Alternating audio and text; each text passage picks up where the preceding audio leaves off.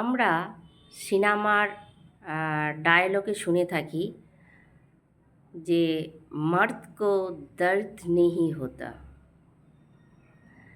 কিন্তু একজন পুরুষের বাস্তবে অবশ্যই দুঃখ ব্যথা হয়। এটা পুরোপুরি ওরা সাইলেন্ট করে রাখে, বলতে পারেন কিছুটা স্যাক্রিফাইসড করে, প্রকাশ করতে পারে না, ওদের মনের কথাগুলো প্রকাশ করতে পারে না।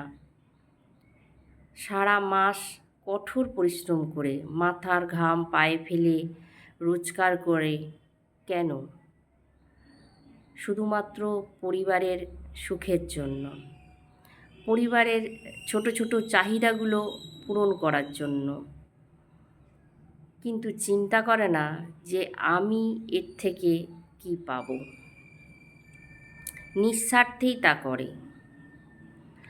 আবার দেখবেন আমাদের ছোট ছোট চাহিদাগুলো, আমাদের ছোট ছোট ইচ্ছেগুলো আমরা অনেক সময় নীরবেই কিন্তু পেয়ে থাকি।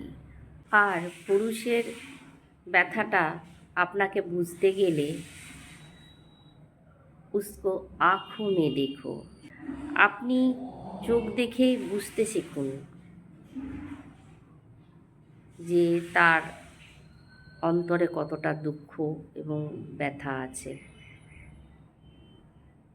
আমাদের জন্যই তো তারা সব কিছু করে, তাহলে আমাদের উচিত